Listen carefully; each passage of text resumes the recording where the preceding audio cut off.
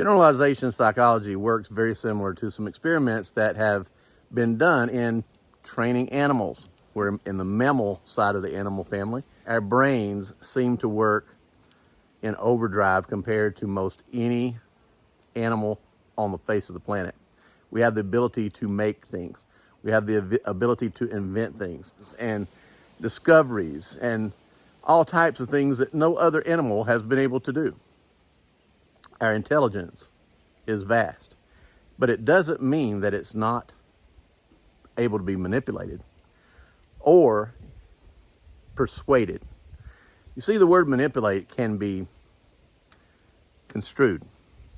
The word manipulate can be a positive thing or a negative thing. If I were to take a lump of clay and I were to massage that lump of clay that's stiff and not as pliable as I would like for it to be, but the more that I move that lump of clay around, the more pliable, the more soft it becomes. I am technically, with the word, I am manipulating the clay. Manipulating, changing, influencing the clay. In the same way, if I am training a dog, and I'm training the dog to know when it's treat time, know when it's supper time, I can train it that when I ring a bell, that bell will signal that trigger that has been programmed within that dog to come when that bell is rang, because they know that if I ring the bell, that a treat or a meal is going to be provided for that dog. They get happy. There's endorphins that start kicking in. There's excitement that starts happening within the brain that says, wow, this is a familiar sound. I know what to expect when I hear that bell ring. Interestingly, that you can program a dog that way, but you can also program humans as well with certain repetitious behaviors or triggers that we have placed in front of them on a consistent basis. Now, how does this relate to generalization? Let's not get ahead of ourselves. First of all, within that same training with a dog, let's say that you call that acquisition. That's what it's called in psychology, acquisition, when you have actually trained the dog to familiarize itself with a trigger that causes it to be programmed to do a certain action. That is called an acquisition in psychology. Now, let's talk about extinction psychology triggers within that same concept. The extension triggers within that same psychology concept would mean that, okay, I'm going to stop ringing the bell. Therefore, that dog is going to realize there's treats that are going to be placed out for it on an occasional basis, even without a bell ringing. And eventually to get to the point where it realizes, wow, well, this is not working anymore. I'm going to get a treat occasionally. I don't know when it's coming. It may be there. It may not be there. There's no bell ringing anymore, but I'm going to watch out for it. It doesn't create a trigger within me. My programming is starting to change. Then you go back to ringing the bell again. Immediately, that trigger pops up as a psychological trigger within the mind of that dog saying, oh, wow, there's a treat. So that dog is not being completely deprogrammed. And once a dog has been trained this way with one type of stimulus, say it's a treat, bell, then those same type trainings can be expanded. Different tones of bells, different frequencies of sounds can mean different things. And it can cause that dog, once it's been trained on the minute level, to be more easily trained in a more extensive level once it has learned that there's responses that are attached to certain sounds or certain triggers. So once a dog has learned these certain mechanisms that work, then they become more easily trained later. The same exact way humans are also easily manipulated or trained, just like a piece of clay. We become pliable, we become shaped in the way that someone is trying to shape us more easily. The more that we are manipulated, the more easily we are shaped. So let's talk about generalization. Generalization psychology is something I've spoken about many times, that it can be good, it can be bad, it can actually cause a lot of difficulties. It can cause major catastrophes socially around the world. It can cause wars, it can cause religious wars, it can cause economic wars, it can cause power wars, greed wars. It can also cause great things, positive, to occur as well, depending on who has the power, who's doing the manipulating, who's doing the influencing. See, manipulation and influence is basically almost the same word. So if you're influencing the clay by shaping it, or you're manipulating the clay by shaping it, you're basically, it's both positive, right? But if you're manipulating or influencing an individual, is it positive or is it not? When you are a speaker in front of an audience, I've been a speaker in front of audiences all over the world. There comes that time when you're speaking before an audience, and professional speakers will tell you this, you know when you have that audience, the term is, in the palm of your hands. Meaning that you have that power of influence and you have the attention of that audience. And at that moment, that responsibility is in your hands to be able to guide that audience in a direction where you have influence to guide them. Now, that's called manipulation, no matter how you want to look at it. You're basically massaging their brain, just like someone would be massaging a lump of clay. You've gotten their thoughts to a certain point where you have their attention, you have influence with them to the point where they're believing you, they're trusting you, you're guiding them. And at that moment, when you know that responsibility is in your hands, whether to use that power that you have at that moment for the right reason or the wrong reason. Politicians do this. Ministers do this. Leaders and speakers and entrepreneurs do this. This is a natural thing that people have the ability to do with charisma or not. And you see Tony Robbins has a tremendous talent in being able to stand in front of a crowd and to be able to influence people with his concepts, his guidance, his you can call it manipulation or you can call it influence, whatever you want to call it. He is massaging the brains and the minds and the thinking and the subconscious programming of everyone in that audience, and he's using that for the best interest of the individuals in the audience, when in the past we've seen even dictators use that same exact influence to influence people and manipulate people, do things that may not necessarily be good for them or their future generations. So where are we at, and how does this apply to generalization psychology? Because generalization psychology is the main weapon within negative manipulation that has been influenced upon society. How does it work? It works, let me use racism as an example, or let's use bigotry as an example. Someone can have the concept in their mind that because a few people are racist, that are white people, they can have the generalization psychologically programmed into their subconscious programming that all white people are prejudiced, all white people are racist. We know that's not true.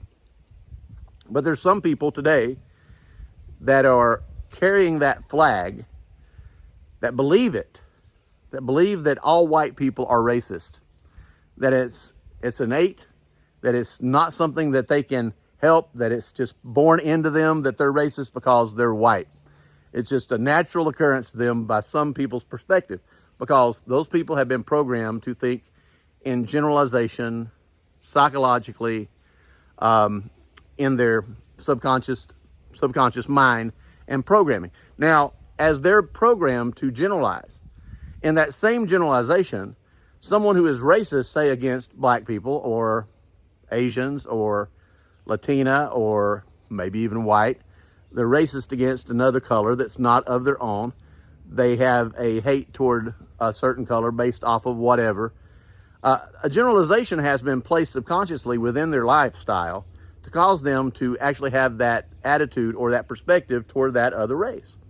And we know that just because some people may have a poor experience or a bad experience or something that happened in their life that was involving someone of a certain race, and it causes them to hate everyone of that race, that would be called generalization. Okay, now you get it. That's how generalization psychology works into prejudiceness and also racism, and how that many times racism gets out of hand. We also see this in the media. The media has been notorious for publicizing violence on the street or narratives that may be on one corner of a city in our country, in the United States, or in some other country. But let's use the United States here for just a moment.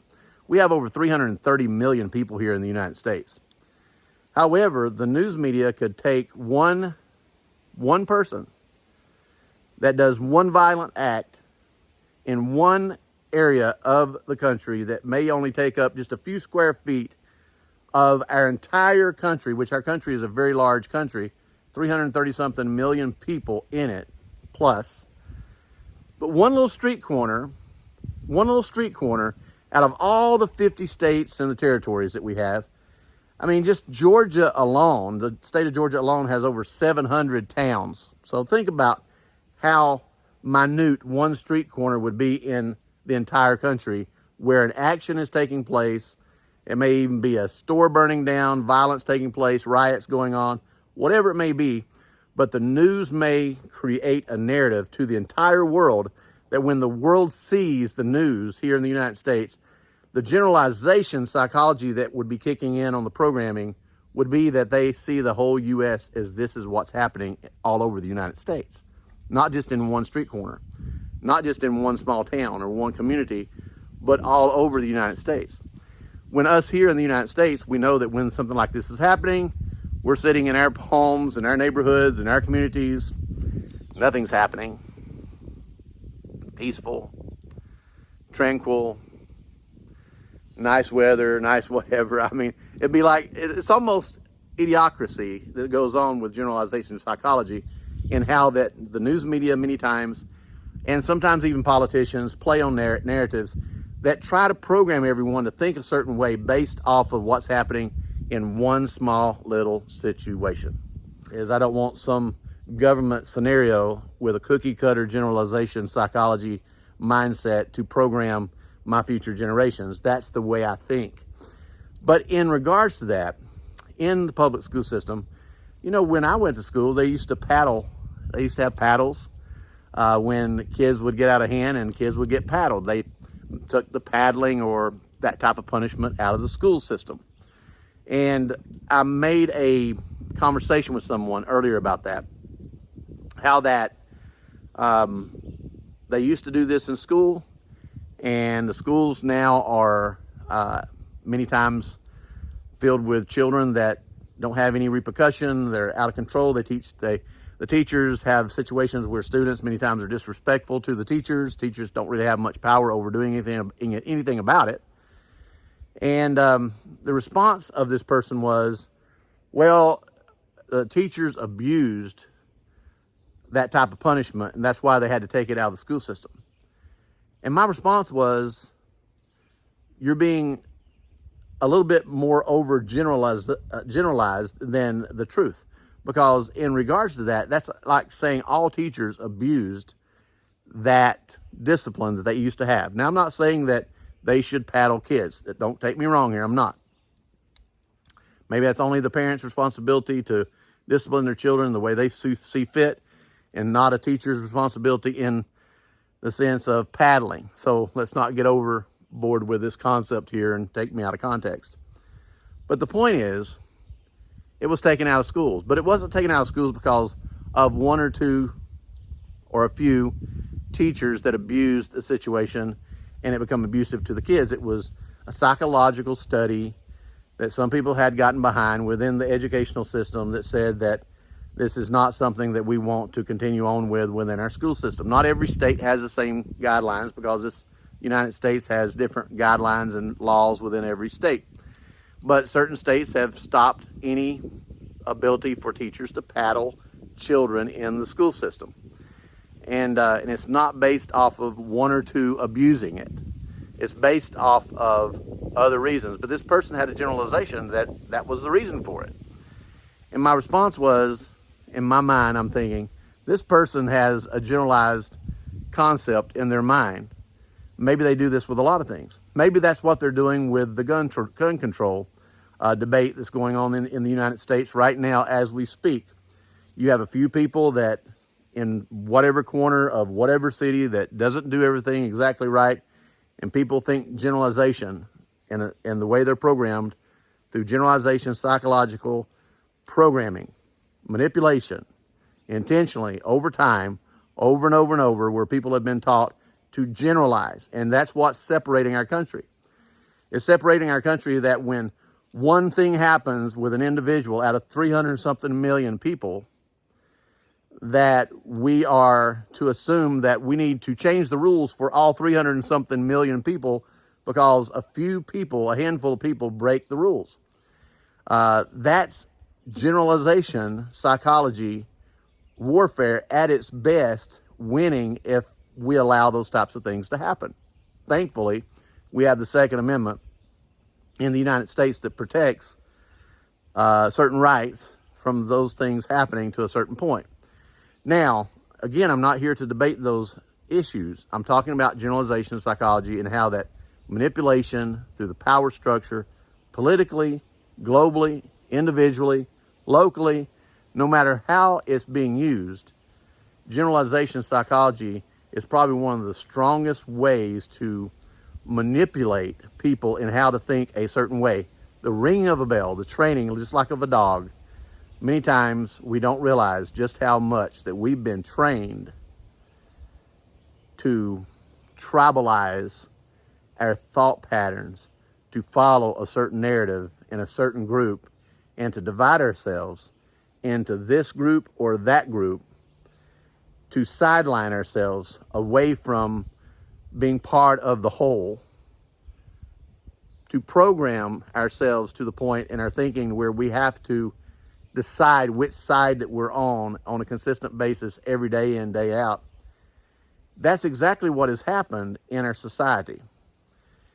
The homesteading lifestyle, in my opinion, is totally opposite from that.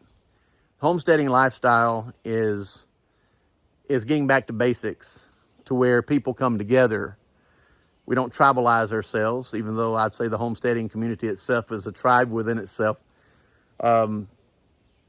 We tend to be that group of people who want to embrace and help and secure everyone's security and future. And part of that is, how can we help each other? How can we be there for one another, regardless of our differences, regardless of our tastes, regardless if we're vegetarian or if we're carnivores? We have that commonality within ourselves that God has given us, if we truly have that foundation within us, that we are to love everyone, regardless of what color, regardless of what race. And I remember singing that song when I was a child in children's choir, as my mother led the children's choir. And it was that song, red and yellow, black and white, they are precious in his sight. Jesus loves the little children of the world. Forgive my singing. Don't judge me for the singing. But it's about the fact that we are all part of God's children. And the generalization, psychology, manipulation that's taking place in a negative level around our world and around our country that is separating us, the best way for us to fight back is to realize that the greatest battle that we have that we can fight is within our hearts, not out there against each other, but the battle inside of us that causes us to separate ourselves, to overgeneralize, to judge an entire race based off of one experience or one individual that we have had a bad experience with.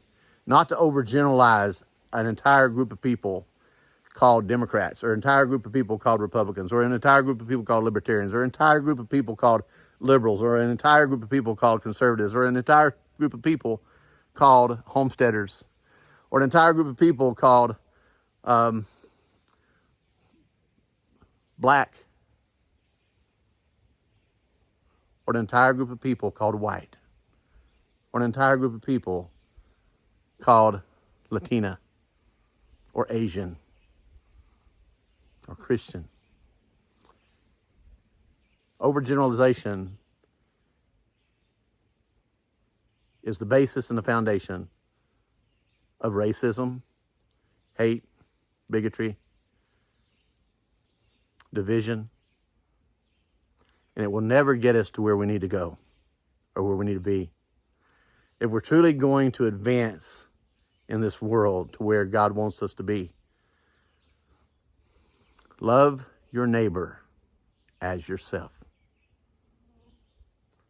Do unto others as you'd have them do unto you.